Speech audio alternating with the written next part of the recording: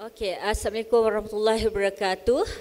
Yang berusaha pegawai dari Jabatan Pendidikan Negeri, yang berusaha semua pengetua dan juga guru besar dalam PPD Jeli, yang saya hormati, pegawai-pegawai pendidikan daerah, guru-guru serta para hadirin yang saya hormati sekalian. Okey, sebenarnya pada hari ini saya dan juga Puan Izwani binti Arifin dan juga rakan saya Puan Maznah binti Omar akan membentangkan Perspective Learning Structure ataupun CLS dan juga penghasilan Action Research ataupun AR. Okey, sebelum tu izinkan saya menceritakan serba sedikit berkaitan dengan latar belakang Sekolah Amanah. Okey, Sekolah Amanah sebenarnya satu program transformasi yang lebih komprehensif dan lestari, yang mana ia adalah gabungan di antara sektor awam dan juga swasta. Okey, peneraju utama bagi PSA adalah Yayasan Amir, yang mana ia melantik LeapEd Services untuk membimbing dan menambah baik amalan kepimpinan dan juga kemahiran pengajaran di sekolah.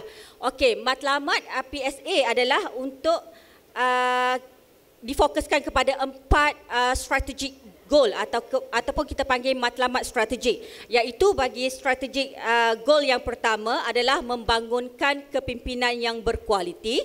SG2 menambah baik kualiti pengajaran dan pembelajaran. SG3 memaksimumkan potensi dan juga pencapaian murid, dan juga SG4 adalah memperkukuhkan penglibatan komuniti. Sebenarnya PSA dan juga sekolah TS25 dia punya matlamat adalah sama, iaitu fokus kepada kepimpinan, pengajaran dan juga pembelajaran, potensi guru dan juga murid, dan juga penglibatan ibu, bapa dan juga komuniti. Okey, bagi Sekolah Amanah, okey, terutamanya SMK Jeli, kita ada 11 orang middle leaders yang dilantik oleh sekolah dan juga LeapEd. Okey, apakah tugas middle leader?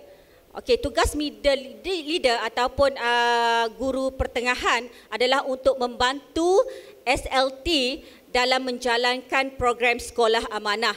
Sekiranya middle leader berpindah, berpindah ke luar daerah, berpindah ke sekolah lain, sistem penggantian secepat mungkin akan dilaksanakanlah. Bermakna middle leader yang baru akan dilantik melalui SHCM ataupun kita panggil Strategic Human Capital Management, atau dalam bahasa Melayu pembangunan modal insan.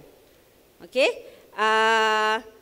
Tugas middle leader adalah untuk menjalankan PLC, CPD, formal learning observation ataupun informal learning observation, dan juga hal-hal berkaitan dengan program Sekolah Amanah seperti menjalankan baseline bagi guru-guru baru dan juga membimbing guru-guru dalam menjalankan AR. Untuk pengetahuan para hadirin, AR wajib dilaksanakan oleh semua guru, okey, sekurang-kurangnya sekali setahun. Okey, dan biasanya AR dijalankan berdasarkan permasalahan dalam pengajaran guru itu sendiri. Okey, fokus adalah kepada pelajar dalam kelas. Okey, ini adalah 14 kompetensi pengajaran Sekolah Amanah di bawah 7 tonggak pedagogi. Okey, kalau kita lihat, okey, yang pertama adalah perancangan kandungan dan juga penyampaian pengajaran, yang mana ia fokus kepada RPH, okey, dan juga penggunaan LO dan juga SC. Dan dalam RPH kita, okey, guru digalakkan untuk menggunakan pelbagai sumber, bukan sahaja depends on the textbook. Okey, seperti penggunaan video, penggunaan handouts dan juga penggunaan bahan-bahan seperti YouTube dan sebagainya. Okey, yang kedua adalah mewujudkan sebuah persekitaran pembelajaran yang positif. Okey, ini merujuk kepada persekitaran fizikal dan juga emosi. Bermakna guru-guru mesti memastikan bahawa pelajar mesti dalam keadaan bersedia sebelum memulakan PDPC dan juga emosi pelajar pada hari itu adalah stabil dan juga memuaskan. Okey, yang ketiga adalah pentaksiran untuk pembelajaran. Yang ini adalah penting juga ya, di mana guru-guru perlu menggunakan strategi maklum balas dan pentaksiran dilakukan sama ada melalui secara berkumpulan ataupun pentaksiran ke diri pelajar itu sendiri. Okey, yang keempat, pembelajaran kolaboratif dan juga kooperatif. Okey, di sini guru-guru mesti menggunakan struktur yang jelas. Struktur di sini adalah struktur cooperative learning yang saya nyatakan tadi. Saya akan fokuskan kemudiannya. Okey, dan memberi peluang untuk murid berkolaboratif secara aktif dan efektif. Yang kelima adalah penyoalan dan kemahiran berfikir, di mana guru-guru digalakkan untuk menggunakan pelbagai jenis soalan, bukan soalan tertutup sahaja, malah soalan lebih kepada soalan terbuka, bercapah dan juga soalan melantun. Okey, penggunaan strategi untuk menggalakkan murid berfikir. Bermakna soalan yang diberikan mestilah menggalakkan murid itu berfikir dengan lebih mendalam berkaitan dengan topik yang diajar. Okey, yang keenam adalah pembezaan.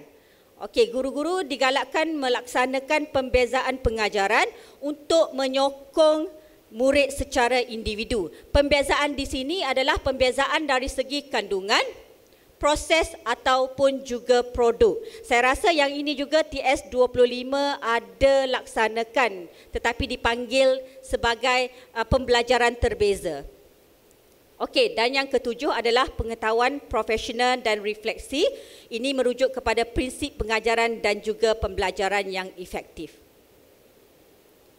Okey, ini adalah seperti yang saya nyatakan tadi, ini adalah rubrik kompetensi pengajaran yang mana SLT dan juga middle leader akan gunakan semasa mereka menjalankan FLO, Formal Learning Observation, sekurang-kurangnya 2 kali setahun. Dan prestasi guru-guru akan direkod dan sekiranya tidak mencapai prestasi yang diinginkan, guru-guru akan menjalani kalau macam pelajar dipanggil catch up plan lah. Okey, di mana guru akan dilatih sehinggalah guru menguasai ke-14 kompetensi pengajaran yang wajib dikuasai di sekolah amanah. Saya tak perlu pergi detail lah, cumanya untuk rubrik ini kita bermula daripada permulaan sehinggalah kepada skor 5 iaitu peningkatan. Okey, ini contoh rubrik. Okey, seperti yang saya nyatakan tadi, fokus saya yang utama pada hari ini adalah kompetensi ke-9 iaitu penggunaan 14 struktur pembelajaran kooperatif ataupun Cooperative Learning Structure, CLS. Kenapa pentingnya CLS? Okey, CLS adalah satu pembelajaran khusus yang mana digunakan oleh guru untuk menggalakkan interaksi murid. Kalau kita zaman 80-an, zaman 90-an dulu, kita lebih kepada chalk and talk, di mana guru mengajar dan murid hanya respon dalam 20% saja. Tetapi dalam program sekolah amanah, murid yang akan menguasai pembelajaran mereka itu sendiri dengan bimbingan daripada guru. Okey, CLS ini adalah penting untuk menggalakkan interaksi sama ada secara berpasangan ataupun secara kumpulan ataupun penglibatan semua murid. Dan ini wajib dilakukan ataupun dilaksanakan oleh guru setiap kali waktu PDP. Okey, guru hanya bertindak sebagai fasilitator pembelajaran dan ini memberi peluang kepada guru untuk melaksanakan pentaksiran kerana tugasan yang diberi adalah secara berpasangan ataupun secara kumpulan kecil. Okey, untuk pengetahuan para hadirin, dalam satu kelas, katakanlah pelajar kelas hadapan, tetapi tidak semua pelajar adalah pelajar cemerlang, betul tak? Jadi tugas guru adalah grupkan balik kumpulan mengikut potensi mereka. Bermakna akan ada kumpulan pelajar yang lemah, sederhana dan juga cemerlang. Dan itulah pentingnya pembezaan yang kita lakukan tadi. Bermakna kandungan, proses dan juga produk yang kita beri kepada pelajar mestilah berbeza mengikut tahap penguasaan mereka supaya learning objektif ataupun sukses kriteria untuk PDP pada hari itu tercapai. Okey, dengan penggunaan CLS, murid akan terlibat secara aktif dalam pembelajaran kooperatif dan bersama-sama untuk berkongsi matlamat dan bekerjasama untuk mencapai kejayaan dalam sesuatu tugasan. Bila pelajar mengamalkan CLS ini, seperti yang saya nyatakan tadi secara kumpulan, murid akan mengamalkan ROPE. Apa itu ROPE? ROPE adalah respect, menghormati, ownership, hak milik, positive interdependence dan juga equal participation. Kerana murid bekerja dalam satu kumpulan ataupun secara berpasangan. Okey, ini adalah cooperative learning structure yang digunakan di Sekolah Amanah. Ada 14 kesemuanya. Okey, ini contoh CLS yang kerap digunakan oleh guru dan dikuasai oleh semua murid dalam Sekolah Amanah. Contohnya Mind and Combine, Look, Think and Comment, Idea Rush, Show Your View, Share and Turns dan juga One to Group. Okey, bagi sekolah TS 25, mereka juga ada struktur ataupun kaedah pembelajaran mereka sendiri yang hampir sama dengan Sekolah Amanah, iaitu Look, Think, Comment, Idea Rush dan lain-lain kaedah TS 25 itu sendiri. Okey, kita saksikan video berkaitan dengan penggunaan CLS dalam PDPC.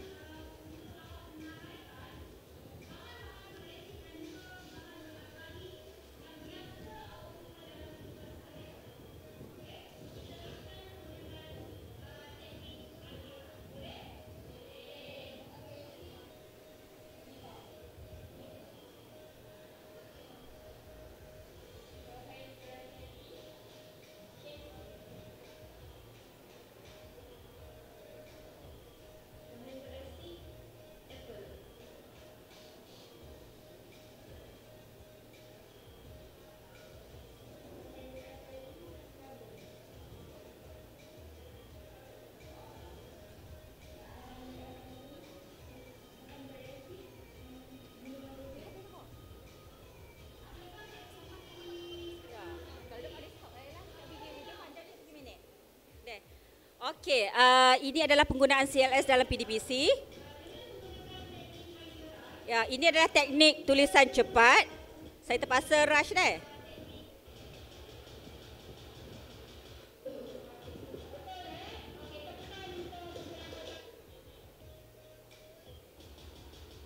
Okey, ini adalah video yang dirakam semasa FLO, okey, oleh guru biasa.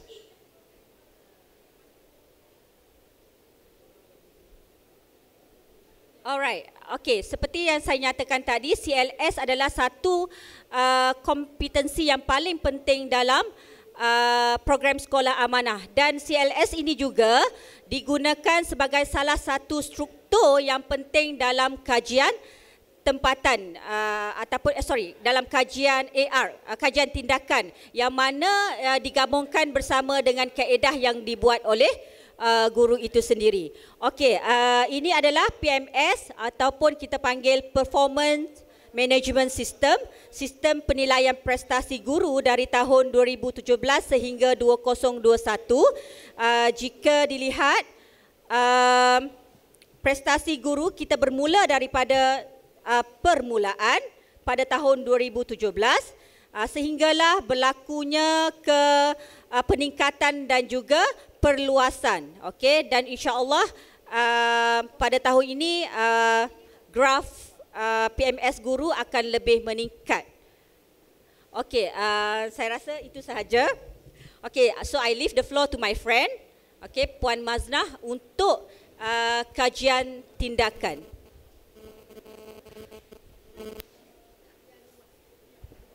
Assalamualaikum warahmatullahi wabarakatuh. Nama saya Maznah binti Umar. Saya akan perkongsian yang telah dibuatkan oleh rakan saya tadi, iaitu Cikgu Izwani. Terima kasih sebelum itu saya ucapkan kerana memberi peluang untuk saya membuat perkongsian ini walaupun dalam kekangan masa. So hari ini saya akan membuat perkongsian berkaitan bagaimana struktur pembelajaran kooperatif ataupun CLS ini yang saya guna pakai semasa menghasilkan AR. Action Research ataupun AR ini,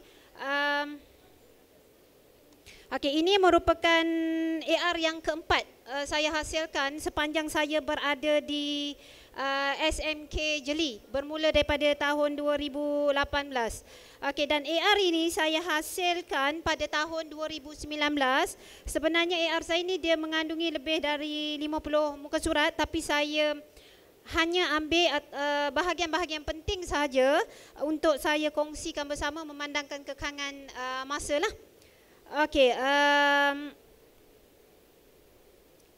Langkah pertama yang saya lakukan untuk menghasilkan AR ini adalah dengan menjalankan ujian prates untuk mengenal pasti topik yang hendak difokus. Dalam ujian pretest ini, kalau dapat tengok, saya bagi soalan yang memerlukan pelajar membaca 5 alat pengukuran. So daripada ini adalah suasana sekitar pretest yang kita jalankan. So daripada data analisa markah pretest itu didapati bahawa sebahagian besar pelajar dia tidak mahir untuk membuat bacaan angkop Vinia. Maka saya mengambil keputusan untuk menjadikan tajuk ini sebagai tajuk kajian tindakan saya, iaitu bagaimana untuk meningkatkan kemahiran membaca angkop Vinia dalam kalangan pelajar kelas saya lah. Ini adalah fasa melaksanakan. Kalau dapat dilihat di sini, data analisa daripada AR, daripada ujian pretest tadi saya persembahkan dalam bentuk jadual dan juga saya pindahkan dalam bentuk graf supaya lebih mudah kita nampak dan kita faham. Seterusnya saya buat sedikit dia punya rumusan pada bahagian bawah tu lah. Untuk fasa melaksanakan, kita akan saya telah mula menggunakan 2 kaedah CLS, dan sebenarnya kaedah CLS ini adalah kaedah biasa yang digunakan oleh pelajar bagi sekolah amanah. So untuk AR saya ni, pelajar sendiri yang mencadangkan CLS apa yang mereka selesa untuk gunakan. Dia bagi cadangan dan kita akan membuat penilaian sama ada CLS yang dicadangkan itu sesuai atau tidak untuk kajian tindakan ini. So untuk kajian tindakan saya ini, 2 kaedah CLS yang digunakan adalah one to group dan juga loop, think and comment. CLS ini sangat penting, terutamanya untuk mewujudkan satu persekitaran yang aktif yang melibatkan penglibatan daripada semua pelajar lah, dan mengelakkan mereka daripada rasa bosan dan juga mengelakkan mereka daripada hanya meniru jawapan daripada rakan-rakan mereka sahaja. So ini adalah suasana sekitar pelaksanaan CLS yang pertama, iaitu one to group. Di mana latihan ataupun siri latitubi yang saya bagi, pelajar akan jalankan menggunakan kaedah CLS ini. Seterusnya ialah selepas menjalankan CLS kali pertama, saya akan bagi ujian post test 1 bagi melihat keberkesanan CLS yang pertama saya gunakan. Kita nak tengok selepas menggunakan CLS yang pertama tadi, apakah prestasi ataupun kemajuan pelajar ini. So ini adalah suasana sekitar post test 1 dijalankan, dan ini adalah beberapa sampel jawapan daripada pelajar. Okey, seperti mana tadi, markah ataupun pencapaian pelajar kita ambil, kita isi dalam bentuk jadual dan juga graf. Kalau boleh graf tu kita pelbagaikanlah untuk mengelakkan daripada bosan dan untuk menambahkan lagi AR kita supaya lebih menarik lah. Okey, so kita persembahkan dalam bentuk jadual, ini graf dan kita akan buat sedikit rumusan pada bahagian bawah lah. Okey, seterusnya ini adalah suasana sekitar pelaksanaan CLS yang kedua, iaitu Look, Think and Comment. Kalau cikgu-cikgu boleh tengok dekat sini, okey, kita nampak pelajar. Setiap pelajar ni dia aktif mengambil bahagian dalam sesi perbincangan. Maksudnya dia tidak hanya copy ataupun meniru jawapan kawan semata-mata. Dia akan jalankan kerja secara berkumpulan dan akan wujud perbincangan secara berkumpulan. Okey, selepas itu kita akan jalankan pula ujian post-test yang kedua untuk melihat keberkesanan kaedah CLS yang kedua tadi. Dan macam tadi kita persembahkan dalam bentuk jadual, kita persembahkan dalam bentuk graf dan kita buat sedikit rumusan pada akhir kajian tersebutlah untuk penggunaan kaedah nombor 2. So ini adalah rumusan keseluruhan ya, rumusan keseluruhan bagi kajian tindakan yang saya lakukan. Daripada sini, kalau cikgu-cikgu nampak, saya buat perbandingan secara individu bagi keempat-empat ujian yang mereka lakukan, bermula daripada pre-test, kita tengok pencapaian dia untuk post-test 1, 2 dan akhir sekali ujian akhir lah. Kita nak tengok bagaimana pencapaian pelajar ini daripada permulaan sehinggalah habis kajian tindakan ini dilaksanakan. So sepatutnya kita memang nampak perbezaan dan juga peningkatan daripada segi kemahiran pelajar selepas menggunakan kaedah CLS ini. Okey. Di sini saya juga ingin membuat perkongsian berkenaan dengan satu bilik khas yang kami di SMK Jeli telah wujudkan, iaitu kita namakan sebagai Trust School Center, TS Center. Bilik ini kita wujudkan sebagai satu bilik yang mengumpulkan segala evidence ataupun bahan yang berkaitan dengan sekolah amanah serta sejarah perjalanan kami selama 5 tahun bermula tahun 2018 sehinggalah kami berjaya mencapai tahap TTMIP pada tahun ini. Okey, segala pahit, segala manisnya, suka dukanya kami dokumentasikan di dalam bilik ini. Okey. Dan kami amat berbesar hatilah apabila TS Center kami ini telah berjaya dirasmikan oleh Encik Muhammad Hassani bin Hashim, iaitu Timbalan Pengarah Pendidikan Sektor Pembelajaran JPN pada 20 Mei yang lalu. Okey. Okey, ini adalah antara beberapa contoh tetamu yang telah sudi datang dan berkunjung ke TS Center kami. Termasuklah baru-baru ini kami telah menerima kunjungan daripada Datuk Seri Mustafa bin Muhammad, iaitu pada 7 Ogos yang lalu. Kami sangat mengalu-alukan kehadiran tetamu bukan sahaja untuk berkongsi tentang pengurusan sekolah amanah kami, tetapi juga ingin mendengar pendapat, pandangan daripada sekolah tuan-tuan dan juga puan-puan. Okay? Sebagai panduan untuk kami memajukan lagi sekolah kami. Sekian saja perkongsian daripada kami, wakil pembentang dari SMK Jeli. Terima kasih.